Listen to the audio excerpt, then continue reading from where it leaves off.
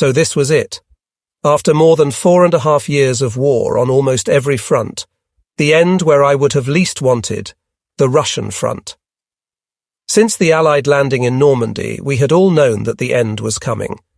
We hoped, however, that if we were to be captured, it would be by the Western Allies, among whom we could take for granted respect for the Geneva Conventions. Goebbels's propaganda about subhumans and rumours of atrocities by Russian soldiers now made us fear the worst, along with what we knew of what the SS had done in the USSR. What does a soldier feel when he is taken prisoner? First of all, that for him the war, and the danger of being wounded or even killed, is over. He then asks himself some worrisome questions. Where will he be going? How will they treat him? Will they torture him or even shoot him? He tries to master his rising fear and show courage, and he is concerned at first to suppress any thoughts about the implications of the lost war, or about his personal fate in the coming months or even years. At this decisive moment in my military life, all that mattered to me personally was to show no fear, and hence weakness, but to maintain in this heavy hour my bearing and self-respect, a bearing which we had so often admired in the past years among Allied prisoners. So there we stood with our hands up. From all sides the Russians came at us with their Tommy guns at the ready. I saw to my dismay that they were Mongolians, whose slit eyes revealed hatred, curiosity, and greed. As they tried to snatch away my watch and Knight's Cross, a young officer suddenly intervened. "Stop, don't touch him. He's a Guerre, hero, a man to respect." I looked at him and just said, "Spasivo, thank you," surprised at this unexpected reaction. This correct young Russian officer took us at once to the nearest regimental command post, where he handed us over to a colonel of the Tank Corps. My adjutant and dispatch rider were separated from me, and I was taken to a farmhouse. The colonel was agreeably impressed that with my slight knowledge of Russian I was able to answer his questions. "I see that you are like me, a polkovnik, a colonel. What unit do you belong to? Where have you been fighting in the past weeks?" It turned out before long that it had been his tank regiment on which we had inflicted such heavy losses at Lorben. This burly man, who made such a brutal first impression, slapped his thigh and laughed. "You see," he cried, "that's poetic justice. You shot up my tanks and forced us to retreat. Now in recompense I have you as my prisoner." He fetched 2 glasses, and in Russian style filled them to the brim with vodka, so that together we would drain them with one swallow. When I asked where my adjutant and dispatch rider had been taken, I received what was for me a very surprising answer. "They are both with my people of the same rank," he said. "You know, in the Russian army we have 4 categories: generals and colonels, the staff officers, field officers and lieutenants, and other ranks. So don't you worry about it." There were also, incidentally, corresponding differences in their food rations. It passed through my mind that this division was hardly compatible with the idea of communism. These social differences were quite unknown in the German army. In the middle of our conversation, we suddenly heard a wild burst of firing. The colonel jumped up and said, "Give me your word that you will not leave this room till I come back. I rely on you." And he rushed out. I looked through the window and saw that elements of my own tank reconnaissance section of our division were advancing from the wood opposite, another attempt to break out, so it seemed to me. I saw the Russian colonel draw his pistol and run toward his tanks. He drove them forward with threats from his pistol and loud cries, with the result that the attempted breakout was foiled. He came back cursing, "These sons of whores are still afraid of you." In the night that followed, I remained with the colonel, guarded by a tired soldier, to whom I passed on one of the papyrossi cigarettes the colonel had given me. My thoughts took shape. The conduct of the young lieutenant and the colonel scarcely fitted into the image of the Russians that we had formed for ourselves. Certainly the atrocities of the masses that had invaded Germany were indisputable and exceeded all that could be imagined. But then what had been inflicted on the Russians in huge losses, also among the civilian population, in the treatment of Russian prisoners in Germany and in the devastation of the areas conquered by US, had with reason given rise to immense hatred, which had been further inflamed by Russian propaganda and was now venting itself. In personal encounters, however, as in my own case, it appeared that soldiers all over the world have one thing in common. They have chosen their profession or been called upon to defend their homeland. They respect their opponents, who are doing no more than they themselves, namely their duty. Wars are begun by politicians. They are the true militarists. The conduct of the Russian officers gave some hope for the time that lay ahead. In spite of all the misfortunes that all of us were to endure in the following years, I was still to meet, time and again, officers and many ordinary soldiers who behaved like the colonel, especially as the effects of the propaganda began to subside with the ending of the war. The next morning, the Russian colonel came to tell me, without vodka thank goodness, that he now had to send me to a collecting camp. He gave me his hand in farewell and passed me over to one of his men. We set out on a 3-day march. New prisoners constantly joined our ever-growing column. We were guarded by Russian soldiers of a special unit assigned to the task. At night, we were usually quartered in deserted villages, close together so that we could be guarded better. On the second day, we marched through wooded country that seemed to me ideal for escape. We were only about 30 kilometers from the Elbe, where we supposed the British and the Americans to be. Unfortunately, on that day, because of my rank and knowledge of Russian, I was appointed German commandant of the prisoners, and now had always to march at the head of the column with the Russian commander. Once or twice I managed to distract our guards, so that about a dozen prisoners succeeded in escaping into the woods, and we hoped in reaching the Elbe. I did not know, unfortunately, that the number of prisoners to be delivered had been precisely determined. When it turned out at our next stop that a few were missing, the guards threatened to shoot me if further prisoners were to escape. But what was worse, they fetched civilians at random from the nearby villages to make up the number. These now had to share our fate. I told the column about this, so that no further attempts at escape would be made. The physical condition of some of the prisoners began to cause concern. I eventually persuaded the Russian commander to requisition 2 horse-drawn carts, on which the weakest were allowed to continue the march. After a few days, we reached Hoyerswerda, near Dresden. This was the site of one of the collecting camps, which was very overcrowded with about 10,000 prisoners. Again, I was appointed commandant and had the task of maintaining contact with the Russian commander and maintaining discipline and order in the camp, which in view of the wretched state of the prisoners was not easy. Many tried to resist my instructions with remarks such as, "No more orders, we're all equal now. Officers no longer have any say." While the bulk of the frontline soldiers behaved in exemplary fashion, ugly scenes arose with others who had taken part in the war, not in the front, but in service behind the lines. It was harder for these men to come to terms with the new conditions. Here, too, the preeminent problem was the everyday one, not the fate that lay before us. Provisioning was catastrophic. It consisted essentially of a thin soup, cooked from unhusked oats or fish meal, which was normally used for pig swill. In addition, there were 300 grams of bread. I often had to go with a Russian officer to nearby depots and villages to procure rations for the following days. On one of these journeys, I saw some sacks of raw coffee standing in the corner of a warehouse. I suggested to the Russian officer that we should take some of these green beans along as well, to which he raised no objection. So I had several sacks of Columbia coffee loaded up and brought back to the camp. When we arrived there, the Russian officer wanted to try the beans himself. When they failed to soften after lengthily boiling in water, he said, "You Germans know Kultura. You eat funny hard beans." In this way, I secured the beans for ourselves and told the German camp cook to brew a cup of pure coffee for the whole camp on the following Sunday. The pleasure of the inmates can be imagined. After a few days, we discovered that transports had begun to be assembled for our removal to Russia.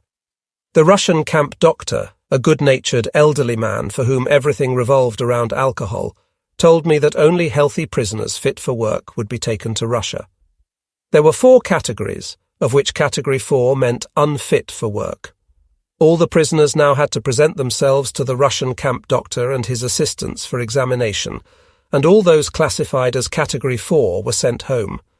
In the course of this, I managed to get a few very young men who had been thrown into the final battle at the age of 15, even with anti-tank weapons, as well as some people of my own unit, into Category 4 by using a simple trick. I made them run around the block 4 times and do some knee bends before they had to report for examination. Then, when the doctor listened to them, he found a rapid or irregular heartbeat and graded them in Category 4. From the stock of one of the medical stores, I managed to scrounge a bottle of pure ether, which the doctor received from me for looking after us. We naturally tried to give those who were being released some sign of life for our relations at home. Since written communications were not allowed and contraventions were liable to severe penalties, the only chance was for those who were going home to learn the addresses by heart. My sign of life never arrived, so neither my mother nor Dagmar nor my friends knew whether I was still alive. Almost every day transports left for the east and the camp began to empty. Last to be assembled was a transport of officers, of which I too formed a part. Up to 60 men were loaded into barred cattle trucks. To the right and left, 2-tiered wooden bunks had been fitted, so that not everyone could sleep at the same time. In the middle of the compartment was a hole for calls of nature. Little slits provided some illumination, but one could not see out of them. The doors were closed tight and were only opened a crack 3 times a day, for our watery soup to be passed in. We were left entirely to ourselves. The guards, mostly unfriendly and unapproachable, stood by the truck with Tommy guns at the ready the moment the train came to a halt. Even under these conditions, they were obviously still afraid of escape attempts. In fact, only one single person managed to get away, through the toilet hole during a stop. Whether he ever reached home, I would venture to doubt. Control over the vast empire was too perfect, and the danger of denunciation too great. Days and weeks went by. Even the destination of our journey was kept from us. We went on further and further to the east. At one of the stops, when we heard the word Brest-Litovsk, we knew that we had arrived at the frontier between Poland and Russia. Here we changed into Russian 18-ton wagons, each loaded with 48 men. Here again, many diseased were sorted out and left behind. Suddenly we heard German voices. "Kameraden, we're on our way home. We were taken prisoner at Stalingrad and come from a camp in Siberia. Throw out slips of paper with your addresses. We'll tell your families." Before we could do so, the guards had chased our friendly helpers away, and on went the journey. We were, in fact, still unaware of the extent of what was in store for us. The situation was too new. We tried to organize ourselves as well as we could. Many tried to keep fit with exercises, while others lay apathetically on their bunks. Because of my rank on the one hand, but especially because of my knowledge of Russian, I was appointed leader. To relieve the monotony, at least for a while, each of us related something of his life. One of our number was my later friend Harold Halley Momm, a well-known German equestrian and Derby winner. Because of his defeatist remarks about Hitler, he had been demoted from colonel to lieutenant and transferred to the notorious Dirlewanger Brigade. He told of his encounters with prominent people from Hitler's entourage.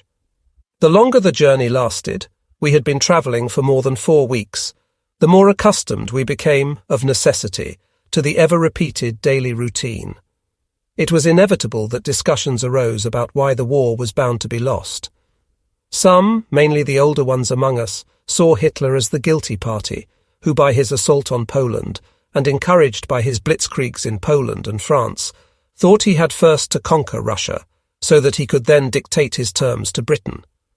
The incapacity of the German generals for not having put him in his place was condemned. It was felt that Hitler had shamelessly exploited our loyalty to the oath. Others, mostly younger ones, could not or would not grasp that National Socialism was played out. They saw the loss of the war more in our material inferiority, and even put some of the blame on the German generals, who had failed to support Hitler's ideas and had even stabbed him in the back with the assassination attempt of the 20th of July, 1944. The longer their captivity lasted, the more they too came to recognize the fatal consequences for Germany of the so-called Third Reich. No one, however, disputed that the German soldier had fought bravely and had tried, even in a hopeless situation, to defend his home and family. This consciousness determined the behavior of the so-called ordinary frontline soldier, even in captivity in the years that followed, and earned the respect of the Russian guards and officers. Already on the transport, we had our first deaths from malnutrition or resignation. We had to witness the bodies being thrown out of the truck by the guards the next time the train stopped. No one will ever find their graves. Day after day, we travelled through endless steppes, and it was only during the short stops for the issue of food that we could tell from the position of the sun that we were travelling in a southeasterly direction, hence not towards Siberia. Suddenly, after nearly 5 weeks of travel, during which we had never left the truck, came a longer stop. According to those who knew the area, who had fought there, we must have been in the vicinity of the Crimea or the Sea of Azov. Truck by truck we were taken to a delousing station. The Russians had a mortal fear of epidemics, so not only the prisoners but even the Russian soldiers were shorn to the scalp, and the houses were periodically disinfected and whitewashed on the outside. The delousing was certainly an unpleasant procedure, but a welcome break in the monotonous journey. Our clothing and the few possessions that remained to us after all the frisking went into a separate room, while we had to go naked through the delousing. It was like a gift from heaven to be able finally to soap oneself. At the end of the procedure, we had to search out our clothes from a huge pile of rags. During the whole procedure, our trucks and the delousing buildings were surrounded by Russian soldiers with Tommy guns, and we could see from their faces that they were obviously still afraid of us. That was for us, and probably still is today, a remarkable fact. More than 1,000 emaciated prisoners of war, for whom any attempt at escape would have amounted to suicide, still seemed to the Russians to be a potential danger. Fear, especially of the Germans, is deep-rooted among the Russians and runs through all social classes, as I was to find confirmed indeed time and again in the following years of captivity. Every attempt to relieve them of this fear was to no avail. Back to the truck. The journey continued. The short break had done us good. It was October. The temperature slowly rose. Clearly we had already come a long way south. We were tormented by thirst, but the water ration remained as small as it had ever been. We were climbing. The air became thinner. We appeared to be crossing the Elbrus Mountains. Behind them lay the Caucasus. Finally, after exactly 35 days of travel by rail in a closed truck, we were at our destination, a small town on the southern slopes of the Elbrus. Our journey lasted from the 15th of September until the end of October, 35 endless days. Only twice did we leave our wagons, in Rostawi for delousing and in Kutaisi for climbing coal transport wagons, each with 100 standing men, in order to reach Tukibuli, the local town, as it was called. The mountains of the Caucasus, which means snow-covered, separate the North Caucasus from the South Caucasian tropical lowlands. The Elbrus, at 5,629 metres, 18,481 feet, is the highest peak. Along its southern edge runs the ancient military and trade route to Persia and Turkey. To the south, the valley, 1,300 kilometres long, is closed by the mountains that rise toward Turkey and Persia. Ararat is the highest peak. The southern Caucasians, Georgians, Armenians and Azerbaijanis, were regarded even in antiquity as freedom-loving peoples. Prometheus is supposed to have been chained to a rock here, and Jason to have searched for the Golden Fleece. By the 4th century AD, Christianity had become the state religion. In about the year 800, Islam began to spread. Under David II in the 12th century, the Kingdom of Georgia experienced its highest flowering. He made Tiflis, Tbilisi, the capital city. His successor, Queen Tamara, is still revered today. Later, Georgia was occupied by the Mongolians. Under pressure from the Turks and Persians, the kingdom collapsed in the 15th century. Protection was sought in the north. The Russians all too gladly concluded a treaty of friendship with the Georgians. Catherine II could realize Russia's old dream of opening a way to India. In 1801, Alexander, treaty of friendship or not, incorporated Georgia into the Russian Empire. Russian became the official language. An uprising of the Caucasian peoples was suppressed with much bloodshed in 1860. Many withdrew into the inhospitable mountains. After the October Revolution in 1917, the Caucasus was Bolshevized, again after heavy fighting, and incorporated into the Union of Soviet Socialist Republics. Today I cannot help thinking of the comparison with Afghanistan, where a freedom-loving people want to spare themselves a similar fate. Because of its tropical climate, the Southern Caucasus was regarded even in Tsarist times as a favorite spa or holiday resort, which it still is today. Pushkin, Lermontov and Tolstoy all lived there at one time or another, and described the paradise and the freedom struggles of the Caucasian peoples. Alexander Dumas dedicates his book Caucasian Journey to these peoples. The atmosphere is very oriental. In contrast to Russian women, who all look the same in their padded jackets and who frequently do heavy men's work, the thoroughbred girls of the Caucasus, often very beautiful, take great delight in pretty clothes. Many of the men, we noticed, had a long nail on the little finger of the left hand, a sign that they did no physical work, we were told. All tropical fruits grow in the lowlands, and most Russian tea is also grown in this region. The slopes of the Elbrus Mountains are the source of highly prized timber. The delicious wild strawberries are not even picked. After the opera houses of Moscow and Leningrad, that of Tiflis takes third place. In spite of all its troubles, the Caucasus enjoyed an economic boom at the beginning of the 20th century, through the opening up of the oil deposits on the Caspian Sea and the great coal and mineral mines in the area of Tikibuli. This prosperity more or less disappeared under the Bolshevik regime. During the First World War, the Georgians made one last attempt to win back their independence. They placed their territory under Germany as a protectorate. With the help of Germany's ally Turkey, the German general von Kress managed to gain the sympathy of the Georgians, which we prisoners of war came to feel even 30 years later. In 1918, after Germany had lost the war, the British took over the Georgian protectorate, mainly to prevent Russia from extending her sphere of influence too far to the south, thereby threatening the dominion of India. They even forced Russia, weakened by the disorders of the revolution, to recognize the independence of Georgia, Armenia, and Azerbaijan. It was not until 1921 that the Russians marched into the Southern Caucasus again, and this time stayed for good. The tragedy of history would have it that it was a Georgian, Joseph Stalin, who made it possible for the Caucasian peoples to be finally incorporated into the Russian Empire. Stalin was at the time People's Commissar for National Questions in Moscow, and thus shared responsibility for the fate of his own people. Even in 1947, there were Georgians working with us in the coal mines who in 1936 had tried for the last time to shake off Russian rule. Today, the KGB, through an ingenious system of spies and informers, knows how to suppress all opposition. So our few attempts at escape, which were supported by Georgians, also came to naught. Of the beauty of Georgia, we Germans, about 1,500 emaciated officers in closed trucks, saw nothing as our train rolled slowly through Kutaisi, a provincial city in the valley, and then climbed the mountains to reach Tikibuli at a height of 1,500 meters, the destination of our 35-day journey. This little town exists from the mining of the vast deposits of bituminous coal. Around it, camps had been set up in which Russian convicts and prisoners of war were quartered as workforce. Our Camp 518, later 7,518, consisted of 6 camps, with the main Camp 518/1 and Camp 518 halves in Tikibuli.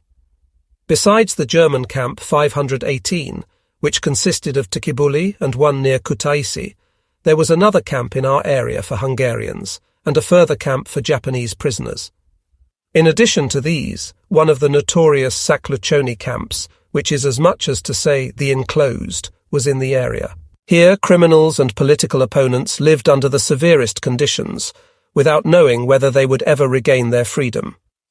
The most astonishing thing to us were the camps containing Russian soldiers, who had marched into Germany with the Russian army, and were now supposed to forget in 2 years in camps all that they had seen of Western decadence in capitalist Germany.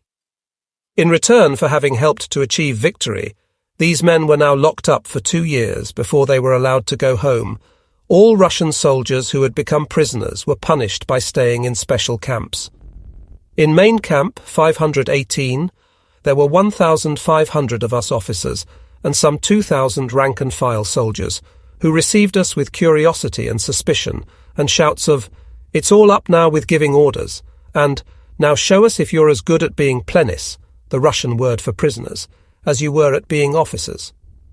This did not sound very encouraging. Our common fate and the will to get the better of the situation permitted us in the course of time to grow together into a community. The camp was about as primitive as one can imagine a camp in Russia to be. It was surrounded by a high fence. At each corner stood a watchtower, from which searchlights at night cast a bright glare over the neighbourhood. Their heavily armed Russian guards performed their watch. 3 wooden barracks with some 40 to 60 men per room provided quarters for us 3,500 prisoners of war. 2-tiered wooden bunks with thin straw mattresses, a table and a few chairs were the only furniture. A simple iron stove for the cold winter months in the high mountains nevertheless did give us good service. Further parts of the camp were a kitchen barrack, a room for drying our clothes, a delousing barrack, and a latrine with wooden beams, where about 60 men could relieve themselves, semi-exposed to the elements. Additionally, there was a hospital barrack and a kind of dining room used for all kinds of performance. Outside the camp compound was a barrack for the guards, and a further barrack for the Russian commanders and the camp administration. The very next morning we were greeted with, "My name is Jupp Link." He was the German camp commandant, a wiry young man of 25 who was responsible for order in the camp and for liaison with the Russian commandant. He said that everyone there had to work, even the colonels. Moscow was far away, the Geneva Conventions were unknown here. Those who were unsuitable for outside work had to do camp work. Jupp Link, a German non-commissioned officer as commandant? Was he to be trusted? What part did he play with the Russians? As was very soon to appear, we all had a lot for which to thank him. Born as a so-called Danubian-Swabian German in the former Austro-Hungarian Empire, modern Yugoslavia, he spoke Serbo-Croatian, Hungarian and Russian fluently, and was suitable therefore as a go-between with the Russians. Here again the typical Russian tactic appeared, namely of keeping themselves in the background and letting others solve the problems. Jupp Link had come to Tbilisi some months before us, and had helped to construct the 6518 camps. The men in the upper main camp 518-1, about 2,000 of them, had been going to work ever since their arrival as pit brigades, or as brigades for outside duty. Specialists were sorted out and employed in the camp as mechanics, radio experts, cobblers, tailors, etc., or were sent down the mine as mechanics. Since the Russians lacked qualified craftsmen, and since those there were did their work in a slovenly way, our specialists had to work in place of the Russians. I remember an amusing story which the German watchmaker told. One day a Russian guard turned up in his workshop with an alarm clock that he had brought back from Germany with the request, "This clock too big. You make me 2 watches from it for wrist." When the watchmaker tried to tell him that this was impossible, he grew angry and threatened him, saying, "You sabotage, you Nazi swine." It took help from Jupp Link to calm him down. In the days that followed, Jupp Link enlightened us about the work structure. All prisoners are hired by the State Mining Authority, which is responsible for all work in the locality. For this, a certain sum per head and hour of work has to be paid to the camp commandant. From these receipts, the Russian commandant has to defray all the expenses of the camp, for provisions, clothing, and the maintenance of the accommodation. Every prisoner has a wage sheet kept for him. From the balance left over, each is supposed to receive monthly pocket money. The remainder of the money is credited to him until such time as he may be released. That was the theory. In practice, things were rather different. Considerable sums were privately diverted by the Russian commandant for himself and 1 or 2 familiars. I know of no case in which anyone received pocket money or a look at his account. The best example was our fellow prisoner Erlschläger, a communist of long standing who had been in a German concentration camp to begin with, and had then got into the notorious Dirlewanger Brigade on probationary frontline service. Although this was known to the Russians, he worked for years on end as a welder down the mine, and the only privilege he received was a double portion of watery soup per day. In 1949, when the first prisoners were released and Erlschläger was assigned to a transport home, he tried to get the camp administration to pay him the credit balance for which he had worked. He was told that the transport officer had his money, Rubles could not be taken into Germany, so his money would be exchanged at the frontier with East Germany. He never saw a kopeck of it, and disappointed as he was, had himself discharged, not in his old homeland in East Germany, but in the West. "I'm fed up with all that I have seen and been through," he wrote on a postcard that reached us.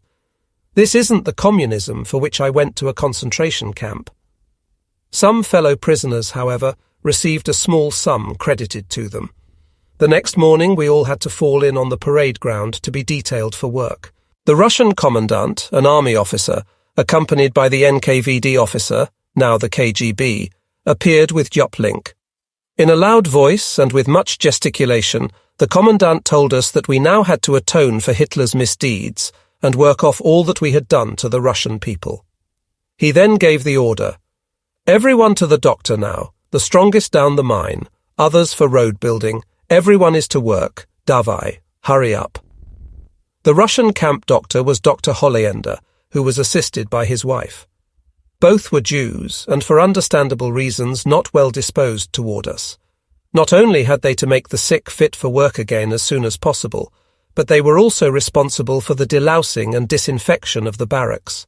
Dr. Holländer's standard remark was, "If not clean, you wipe with caps, must all be solid white." We understood his Yiddish, and also that he was not to be trifled with. After the examination, the detailing began. For those of us who had to go down the mine, the simplest clothing was issued. Shifts were formed, one for the morning, the afternoon, and the night. We were away from the camp for 12 hours altogether, 8 hours down the mine and a further 4 hours taken up by the march out and back. If we came back tired and with clothes wet through, the thin soup was quickly slurped up, and then it was on the bunks to sleep. To my great surprise, one day I was appointed German camp commandant. Jupp Link became inspector of work. The Russian commandant even insisted that I wear my insignia of rank and my Knight's Cross as signs of my dignity. I received a propusk, an exit permit, which entitled me to leave the camp, alone and without supervision, up to 10 o'clock at night. Among my duties I had also to maintain contact, in collaboration with Jupp Link, with the Overnachalnik, the head of the coal mines, and the most powerful man in the town. It was with him and his officials that the work norms had to be negotiated. Here, too, for the most part, the Russian camp administration kept out of things. When this great man heard that I had fought in Russia in 1941 as a German colonel, he asked me one day, "Where were you in action? With what division?" "In the middle sector, with the 7th Panzer Division, via Smolensk and Vyazma to Klin and Yakroma, north of Moscow." "Tell me about Yakroma," he went on. "Exactly when were you there?" I was surprised by his interest, but told him, "In December 1941, I advanced with my tank reconnaissance section via Klin to the Moscow-Volga Canal, and was able to cross it, the first unit to do so, at Yakroma, about 30 to 40 kilometers north of Moscow. I can well remember how we went into a little Russian inn to get warm. On the table stood the steaming samovar and an almost untouched breakfast, which we ate up with a good appetite." I was interrupted by his roar of laughter. "That was my breakfast. I was a colonel in the reserve, and during your surprise attack I had to leave Yakroma and my breakfast rather abruptly. So small is the world, Polkovnik. Now you are here as a prisoner of war, and I am the boss of this town, in which I found myself at the end of the war. If you have any requests, I'll try to help you, although your camp commandant is responsible for you, and I have merely engaged you for work." After this meeting, our ways were to cross more often. My activity as German camp commandant was only of short duration. The Russian camp commandants were replaced. The 6 camps in the Tikibuli area were in the province of Colonel Laroche, who came from a Huguenot family that had fled to Russia. With him, however, we had practically no dealings. Our camp 518 came under Guard Captain Samcharadze, a Georgian. His deputy was a Russian colonel. This too is possible in the Russian army. Both were army officers and were watched over by the NKVD, to which the notorious Black Nena also belonged, a politruk who came from Armenia. I was summoned to Samcharadze and asked to specify by name all those in the camp who had been SS officers, members of police units or units that had been employed in partisan warfare. In return, he offered me special rations and other privileges. Beside him stood a NKVD officer who watched me with mistrust. My answer was confined to the words, "I don't know of anyone in the camp who was a member of these military units." Naturally, there were several fellow prisoners whom I knew had been in the SS or the police, and several others of whom I suspected as much. But I took the point of view, and still do today, that every German prisoner of war was to be respected as such. If he had incurred any guilt, he should, after his eventual release, be brought before a German court. In no event, however, was he to be handed over to the Russians. Since I declined to name any names, even after being given time for reflection, I was replaced as commandant. Jupp Link was given the post once more. At the same time, I had to remove all my insignia and orders. Now we were all equal, and that was good. The state of the barracks was wretched. Apart from periodic disinfection, delousing, and the whitewashing of the rooms, nothing was done. We suffered terribly from thousands of bugs, which nested in wooden bunks or dropped down from the ceiling at night. We got hold of some old tin cans from the mine and filled them with scrounged petrol to prevent the bugs from climbing up. Every few weeks we took the bunks outside to burn them off with blowlamps, likewise scrounged, and destroy the hatching bugs. In all the years it remained a hopeless struggle. We suffered most from the rations. The 300 grams of bread per day, which officially was allowed to contain up to 30% water, drove some people to throw their portions angrily against the barrack wall, where the bread then stayed, stuck. The thin soup contained nothing nourishing apart from some millet flour or maize. Bread and watery soup formed the basis of our diet. Sometimes we received all kinds of fish. Fellow prisoner Wynand told me that he used to boil down the fish heads to get a soup, and that he grilled the bones for another meal. There was hardly any fat, no seasoning, no vitamins. As a result, the mortality rate from malnutrition rose rapidly. While the familiar diseases of civilization were virtually absent, almost all the prisoners had retention of fluid in the legs. If this reached the heart, here too death was certain. Further causes of death were the frequently occurring cases of twisting of the intestine through lack of fat. The medical team was helpless. Our German doctors pointed out to the Russian commandants time and again that more workers would perish if the diet was not improved. But since the rations were fixed by Moscow, there was nothing to be done. On the contrary, we were cursed all the more because our imperialist war had made the food situation in Russia so bad. A further disease of frequent occurrence was the infectious paratyphoid fever. Since it usually ended in death, the Russians were very anxious about the danger of infection, and for this reason set up a closely guarded isolation ward. One night, Graf Hohenlohe, a young lieutenant, appeared by my bunk. He had been in the isolation ward with paratyphoid, and in his delirium had walked out of the hospital barrack. The guard had obviously been asleep. We at once alerted the Russian doctor, as we were terribly afraid of infection. Hohenlohe died 2 days later. None of us will forget the sight of the dead from the sick wards being piled onto old carts each morning, and drawn out of the camp by emaciated prisoners of war, then to be hurriedly interred. We were not allowed to bury them and furnish their graves with crosses and names.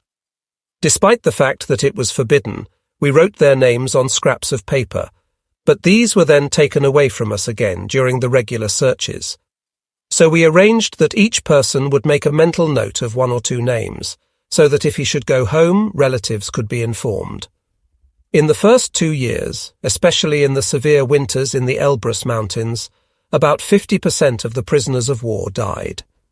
To be fair, it should be said that even the Russians, in the years 1945 and 1946, were not much better off than we as far as food was concerned. Many of them, however, had the chance of procuring something at the little market, where peasant women from the vicinity sold maize, eggs, and millet cakes. After 2 years, we who had been spared by diseases and had not yet abandoned hope of going home had become acclimatized. Hunger indeed remained, but so astonishingly did our strength. There was a German dentist in the camp who was supervised by Dr. Hollander. His only equipment was a hand-driven drill. There were also no anesthetics, so when necessary diseased teeth were extracted without any Worst of all were the military guards, who examined us for gold crowns, and when they found any, broke them off with a pair of pincers without our being able to resist, so as to sell them later and thus supplement their miserable pay. For me personally, the result was that when I returned home I had to have my lower jaw chiselled out, as it was full of pus and the roots of the teeth had rotted. One other peculiarity struck us. Moscow had ordained that officers, in addition to the bread ration and the watery soup, which were the same for everyone, were to receive 20 grams of butter and a little sugar every day. Via Juplink, we requested the Russian commandant to treat us exactly like the rest of the men. With a reference to the Moscow regulations, this was rejected out of hand. Juplink collected 400 signatures from among the officers, and finally succeeded in getting the special rations distributed equally to the whole camp, in the way we were accustomed to in the armed forces. I was replaced then as German commandant and assigned to work in the pits. In the circumstances, I felt fit and was glad in some ways not to be in an exposed position anymore, caught between two sides, as it were, where it was a question of helping my many fellow prisoners and at the same time of keeping the Russian camp administration happy. I can understand better today how difficult the task must have been for young Juplink and how grateful we should all be for his efforts. The main pit in which I worked had what was for European miners an incredible seam, which in parts was up to 15 meters thick. Rich bituminous coal, gleaming bright, was mined on a kind of chamber system. We worked alongside Russians and Georgians, who proved to be good mates and often shared their last bit of bread with us. The authorities had forgotten to take away my propusk, so I could leave the camp at any time. The guards, who meanwhile knew me well, often asked me to get them something from the market, and for this pressed their kopecks trustingly into my hand. As in every enterprise in Russia, a norm was fixed for the extraction of coal, which everyone had to fulfill each day. Although we were in poor physical shape, our mine workers in the early days worked at fulfilling the quota with German thoroughness and application. One day, one of the brigades exceeded the norm. The Russians pounced on them at once. "Are you mad?" they cried. "As soon as the norm is exceeded even once, it is immediately raised for everyone the next day, and in spite of that we don't get 1 kopeck or 1 gram of bread extra. Fulfill the norm and that's it." It was a lesson to us. On the other hand, I have seen some Russians, usually Sakluchonis, in protest against their bad treatment, not fulfill the norm or down tools for a while. To this, the reaction of the management was as simple as it was effective. For transport reasons, there would be no bread for a few days, and the norm was soon fulfilled again. In the pits, hard coal was mined to a depth of up to 15 meters. Safety measures in the pits were virtually unknown. On the one hand, the management, centrally controlled from Moscow, could not get the necessary articles such as protective helmets, etc., diverted to the Caucasus, and on the other, it was for them merely a matter of criminals and prisoners of war, among whom one more or less was not of great consequence. In place of protective helmets, we wore primitive caps. The mined areas were scantily supported. I am still astonished today at how few serious accidents occurred.